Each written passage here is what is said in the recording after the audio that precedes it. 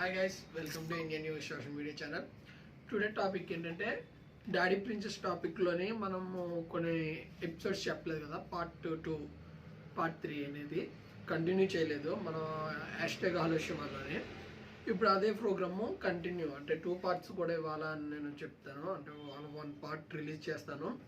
Okay, మీకు ఈ video నచ్చితే కనుక లైక్ చేయండి, సబ్స్క్రైబ్ చేయండి. ఇది రియల్ టాపిక్ అండ్ మీరు ఫుల్ఫిల్గా ఇప్పుడు చెప్పే టాపిక్ లోగా చూస్తే ముందు కన్నా చూసిన తర్వాత ఫస్ట్ టాపిక్ కూడా చూడండి, అప్పుడు మీకు ఫుల్ క్లారిటీ ఉంటుంది.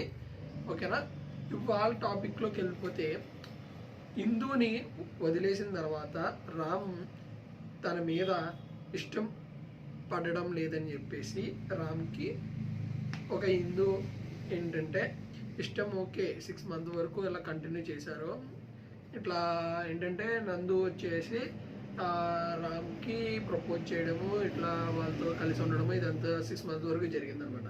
బాగా ఉన్న తర్వాత ట్రావెల్ చేసిన తర్వాత నెక్స్ట్ లాస్ట్కి హిందూని యూజ్ చేసుకొని రామ్ ఏం చేశాడంటే వదిలేశాడనమాట.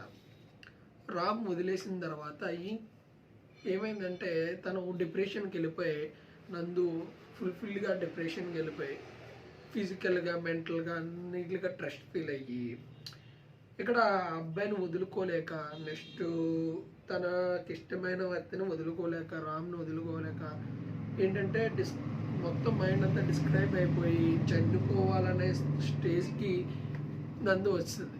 చాలా మట్టుకు చెప్తున్నా, ఎవరో ఎక్కడో దుక్కును పరిచయం అయినప్పుడు మీరు ఎక్కువ హోప్స్ అనేవి ప్రతి అమ్మాయి కూడా పెట్టుకోవడం అంత మంచిది కాదు. ఎందుకు కాదన్నాడంటే, వాళ్ళు మీతో లైఫ్ లాంగ్ ఉంటారో ఉండరో తెలియదు. అది పేరెంట్స్ వల్ల అవ్వచ్చు, జాబ్ రిలేషన్స్ అవ్వచ్చు, ఎనీవన్ వల్ల మీ నుంచి దూరం అయ్యే అవకాశాలు ఎక్కువ ఉంటాయి.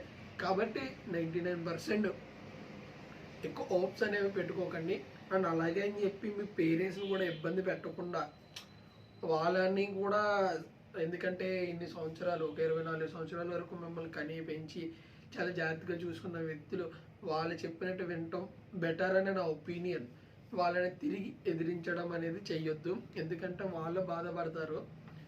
వాళ్ళని అలా నొప్పించకండి. నెక్స్ట్ ఏంటంటే, కానీ ఆ అబ్బాయి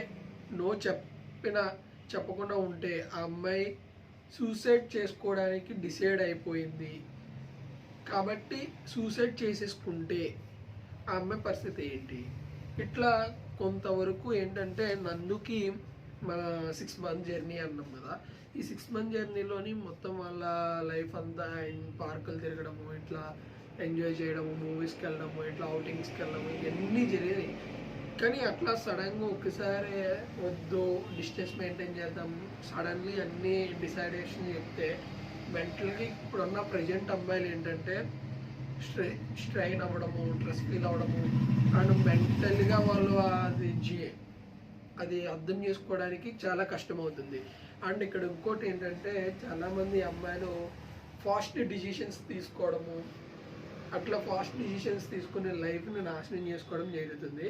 కాబట్టి ప్రత్యేకంగా చెప్తున్నా, డాడీ ప్రిన్సెస్ అంటే బయట తిరగని అమ్మాయిలకి ఎవడో ఒకడు మీకు అట్రాక్టింగ్కి ఎట్లా కనిపిస్తాడంటే, ఇది చిన్న ఎగ్జాంపుల్ కేటీఆర్ బైక్ అని, లేదంటే ఏదో ఒక విధంగా మీకు బైక్ మీద, లేదంటే కార్లు, జస్ట్ వాళ్ళ ఫ్రెండ్స్ వెహికల్స్ కానీ ఫ్రెండ్స్ తీసుకుని మిమ్మల్ని ఇంప్రెస్ చేయడానికి మాత్రమే చూస్తారు.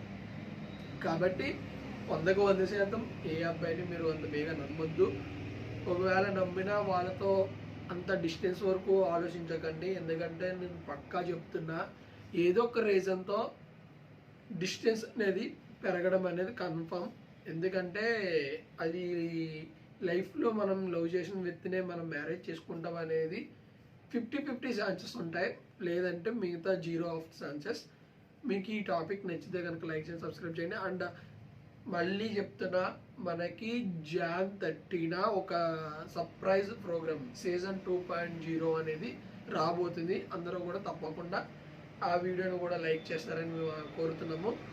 అండ్ ఇంకోటి ఏంటంటే, పార్ట్ 2లో మిగతా కంటెంట్, ఫైనల్ కంటెంట్ చెప్తాను. ఆ అమ్మాయికి మీరు ఏ సజెషన్ ఇవ్వబోతున్నారో అందరూ మన కామెంట్లో చెప్పండి. ఓకేనా గైస్?